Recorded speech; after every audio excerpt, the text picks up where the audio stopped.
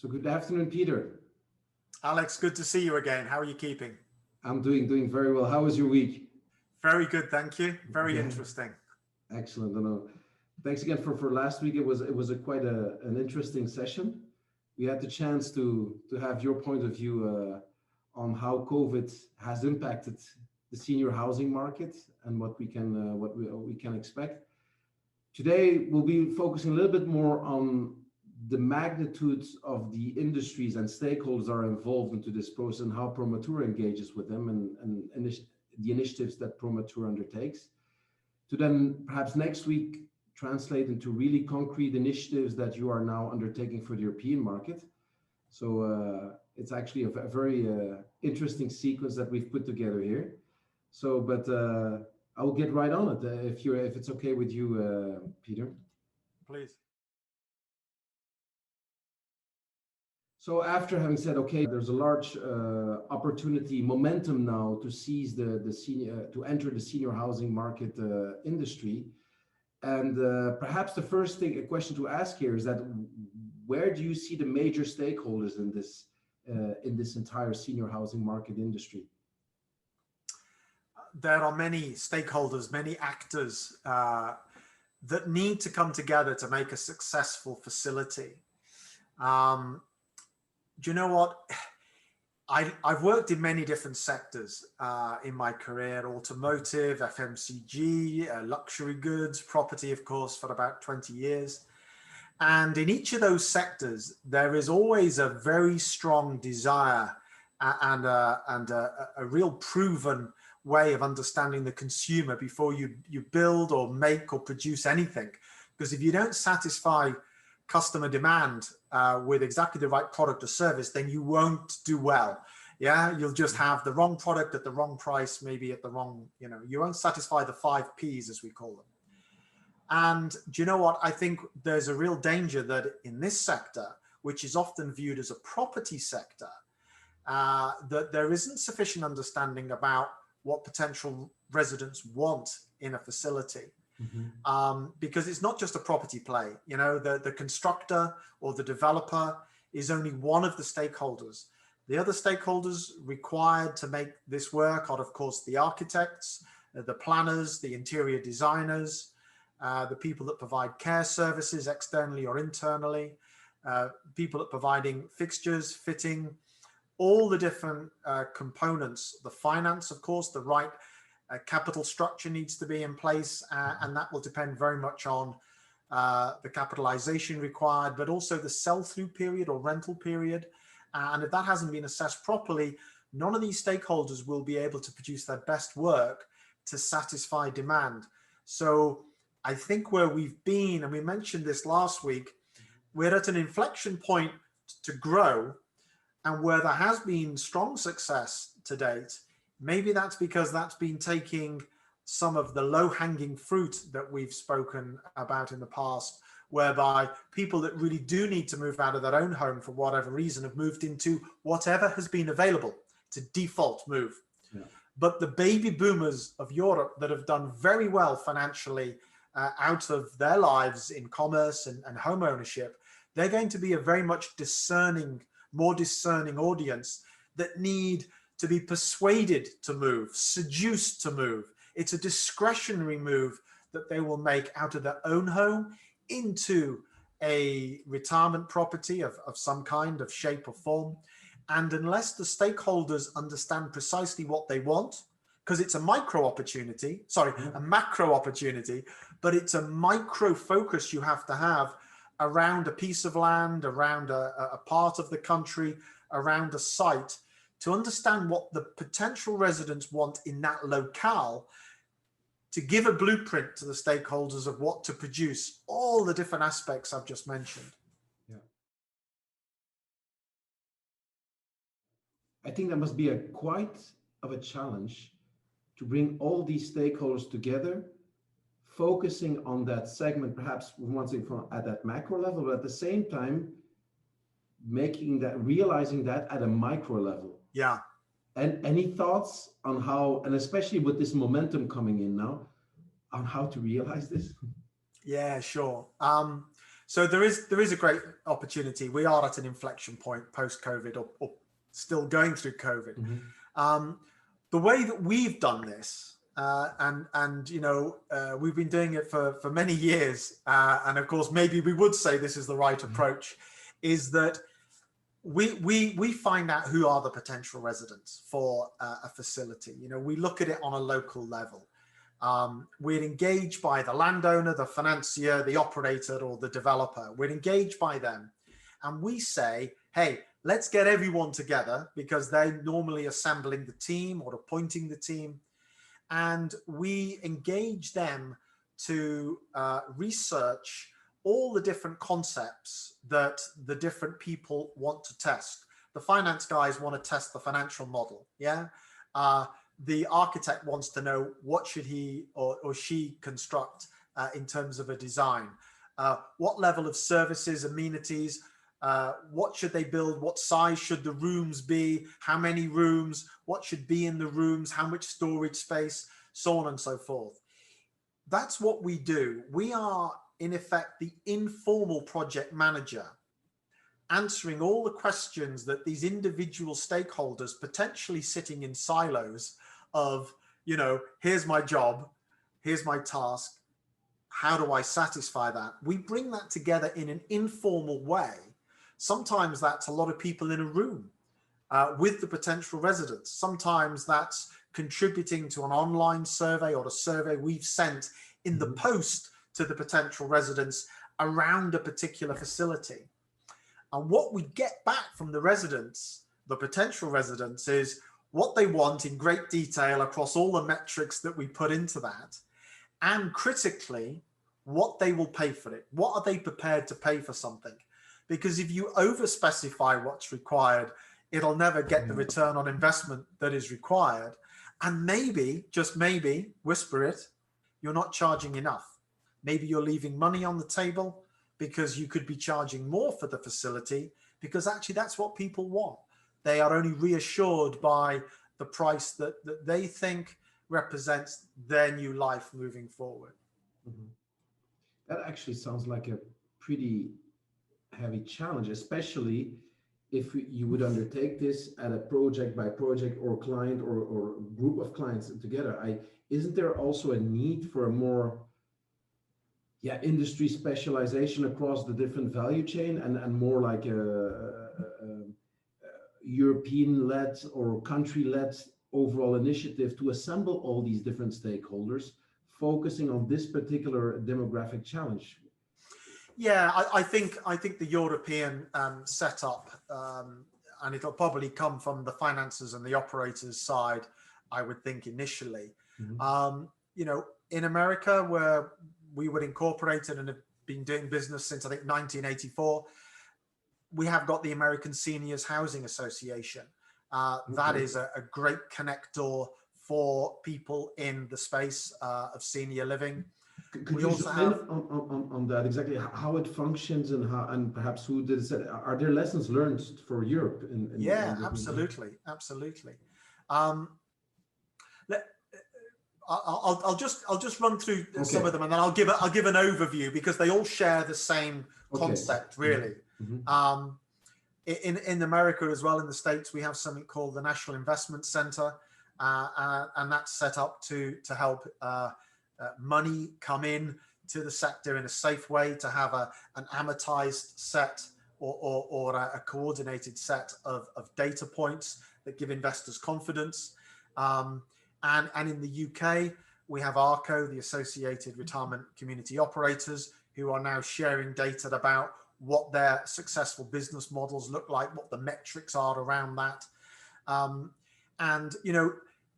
At a state level, we've not seen it ever happen. Okay, it happens at a venture capital level. It happens at a capitalism level, that perhaps a catalyst such as Senior Boulevard TV, which is bringing people together, forms a loose association of like-minded people that go on to set up and agree to share key data points, perhaps in an anonymized way, that gives a chance for coagulation or a sense of shared endeavor. And that's the way that we've seen it work. We've not seen it happen at state or federal level in Europe or the States. And I think if it's going to happen in time, and it needs to happen probably quite quickly, it'll have to happen that way. I've shared an image with you in the past, the Pirelli adverts that have run for years, and they have a great strapline. It says, "Power is nothing without control." Yeah, put it on. And it's a very arresting image of an Olympic athlete all set on the starting blocks to run, but he's wearing stiletto heels. Yeah, a big, powerful guy, trained all his life, but he's not, if he can't put the power down on the road, and clearly stiletto heels are probably not going to do that, that capital, by analogy, will not find the right investment opportunities. It will not realize its potential. And I think there's a danger of that in Europe. And I hope that we'll be able to find a way through the catalyst, perhaps, of Senior Boulevard TV to bring together interested actors to do that. A roadmap for that. I sit on the advisory council of ARCO, and I have formed and run trade associations in the past. So I understand how they need to run to satisfy everyone's needs. And I'd be happy to, if I was wearing a hat, we have a say, I'd throw it in the ring and I'd say, look, I'm happy to help to bring that together and to play perhaps a small part in helping that form. Yeah. Who should be the key stakeholders to set, and perhaps we can learn lessons there with how the US has been set up. Who should be the key stakeholder that you should have involved from day one to make that happen? Peter? Well, as many as possible that touch the issue of senior living. Yeah. So whether you get engagement from local councils or state bodies, they probably come later. But the people that organize the planning, that the planning consents, they should be involved, or they should be spoken with as early as possible. They are normally buried under all sorts of obligations under commercial and resi, and trying to prevent, disasters happening that ruin the landscape, to prevent developers from doing bad things to make money in their eyes without helping the local community. So they have to be brought in and convinced that this is that the need is real, that our motivations are genuine, that money, that architects, that operators, that builders, that all the care service providers, they all have a shared objective, and that is to provide for the older populace in their boundaries. If we can start a debate and get people to contribute their thoughts, perhaps online initially, then that would be a very good start, I think. Yeah. Okay. No. Excellent. And I think for Europe also, as we mentioned already last week, we even used the example of Switzerland with the 26 different cantons. Obviously, some have a quite government-led initiative or view on things, and the others have a more where they let the private sector more undertaking. So that creates a little bit more complexity. But I think at least agree on pure qualitative standards today on what are the key success factor, or what are the key performance indicators, what are the key, should I say, qualitative measures to integrate into senior housing project would be obviously an interesting interesting undertaking. Yeah, we've got so much empirical data on this, mainly from the United States at the moment, and we have to be careful that we're not seen to be. Yes. I mean, I'm British, but I've been working with the States for 5 years, our head office there. It's not about importing a model of how things work in other countries. What it is about sharing empirical data about the key attributes of, let's call it, assisted living. Yeah. Because we all use different terminologies in different countries. Absolutely. And that's where confusion can arise. Mm-hmm. We're basically talking about care outside of your own home, living in another residence, and that care can be a little, it can be medium, or it could be a lot. Mm-hmm. So it's assisted living in a genericized term. We have done reports for the American Seniors Housing Association. I'd be happy to share it with you and other stakeholders and other viewers of SBTV. Mm-hmm. But we understand, for example, the 8 critical key attributes of operating assisted living. We've done the work through hundreds and thousands now of assisted living communities in the US. We know that there are, and I hope I get this number right, there are 22 then operational attributes you need to get right. 8 key critical success, 22 operational factors. We'd be happy to share that for discussion with perhaps some of the Senior Boulevard TV connectors and stakeholders, because it's a great way of starting discussion about what's important. Absolutely. Anyway, I'll go on about that. No, absolutely. And we can obviously also discuss a lot about this offline, because I really see that already within one countries. I mean, also have a Belgian nationalities, that we have the same thing going on in those regions. So can you imagine if you then add that up to 26 different countries part of you get into quite a, so there's the ecosystem of quite complex, that would be a quite complex undertaking. So no, and I think if we can already learn from something that is existing, why not use that as an opportunity and as a benchmarking initiative. So no, there are two ways, and to make a link perhaps to what we discussed last week, is that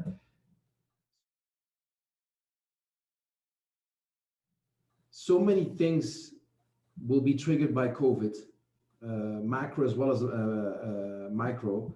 Is that, how do you see, even if we would have all the market research intelligence, how do we avoid the iPhone syndrome? Making that, if we would have surveyed everybody 15 years ago about do you really need the iPhone, I think we would have a quite negative result. But in the end, how do we avoid, because the model is being, I'm not going to say no, our demographic will change so rapidly, and the context will change so rapidly. How do we avoid the error of the iPhone, so that we actually miss something? How do you see it as an expert in market research? It's interesting, isn't it? And whilst you've mentioned the iPhone analogy there, there's another one I use using Apple as well, and that is that who knew that we needed iPads? To your example, we already had the personal computer, then we had the laptop, then we had the iPhone. So we already had 3 interfaces. Who knew we needed a 4th, the iPad or the tablet that's now genericized? We didn't know we needed it until, of course, Apple, with gazillions of dollars of marketing and huge market penetration, could launch that quite easily. But it does take a leap of faith. And here's another example: Henry Ford. How did you know people wanted a motor car? How did you know to do that? And he said, if I'd listened to my customers, they'd have just said, we want a faster horse. Just make a horse go faster and run for longer and need less hay. But it had to take a quantum leap, a paradigm change to bring the car into the market. I'll tell you how we're doing it, okay, and how we don't miss the opportunity. And it gets super granular, I'm afraid. It gets granular. And that is that people don't know what they need until they fall over it and go, oh, fantastic. But of course, marketing costs, there's no single stakeholder like Apple with trillions of budget and market penetration to make it happen. So I'll tell you an initiative that we're about to undertake in the UK. And I know we're going to talk about more on this next week, but I'll just touch upon it because it's an important point now. What we're doing as members of the ARCO Advisory Council is that we're putting some skin in the game. We're going to help seed the market a little bit. We're doing a research survey to people that are living independently in their own homes. We're going to connect with them and understand and place within 5 options how they might like to live in later life. And we're going to be doing that direct with homeowners. But aside from that, we're going to take part in, we're going to drive a public relations exercise of engagement with, at the moment, I think it's 22 stakeholders that are already talking to this cohort of older people that might want to move in the next 2, 3, 4, 5 years into a dedicated retirement facility. And we're doing that by connecting with the stakeholders that sell them financial services, age-specific services, care provision, organizations like the Women's Institute that typically have an older base of membership. we have the International Rotary Club, we have the Lions Club. I don't know if they have the Lions, but basically there's a huge group of people already engaging with the kind of people that will move in time. And of course, how those people age in place and consume the services that these connectors provide is of huge interest to those connectors, because it will shape how they provide their services to them. So our survey is going to engage them to engage their customers. And by that connection, we will get some feedback and debate, and we will understand more about what they want and help them to understand how they want to live. Now, I did start by saying that was granular, and it is granular, but it's replicable. It's replicable in other countries in other ways. And we see that as an important component of understanding, but also helping to shift opinion or shape opinion, because too many people sit in their own home and just don't want to think and talk about moving or getting old. And who wants to? Who wants to? So little by little, by trusted connectors, we think that debate, that connection can be made. Okay. And perhaps a last question before we come to conclusion is that this is at this moment quite starting to get recognized as the senior housing opportunity as quite a global opportunity, especially now when we are, and we touched upon it last week, in a quite zero or even negative interest environment. So basically there's a lot of liquidity in the market. Yeah. How to stop over flooding the market with products or flooding concrete that are not properly lined. I'm saying this because I'm originally, as you know, coming from a country where we have a tremendous high amount of vacancy rates. How to avoid this to happen in other markets? What would be your opinion?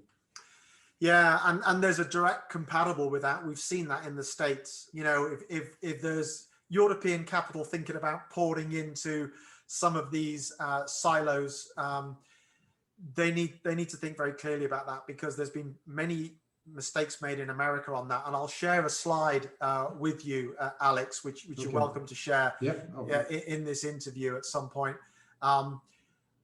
When we saw the global financial crisis 10 years ago, gosh, longer than that now, gosh, 12 years ago, a wall of money in America washed into senior living. And there were good margins for a while, but the product wasn't differentiated. The product was generic. And we saw that the margins were good, but the margins really started to fall away with a genericized product.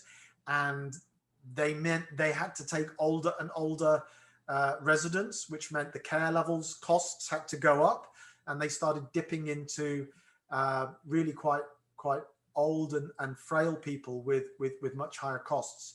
So you have to be very careful about how you put your money in and what your plan is for the model that you're going to provide. So again, I'm going to say that there's a salutary lesson to learn in the States, and we'll share the data with you on that. Again, I think it puts a focus about understanding which segment you want to be in and what your localized market want and what they're prepared to pay for it, and to stay within those bounds of understanding, and that you don't go beyond that. And maybe if you're going to do that, have lock-offs or compartmentalizations, where you might have a super site, but that they are differentiated by building and by use type and care services, where there's a flow perhaps of people around the site, but each operate on their own with their own capital model, so that they are able to give that return to investors. Otherwise, I think we'll see some difficulty, particularly from the portfolio players that have come in to build that portfolio to sell, and that they will have rising costs, and they will fail to sell at the multiple that they've targeted, particularly for funds.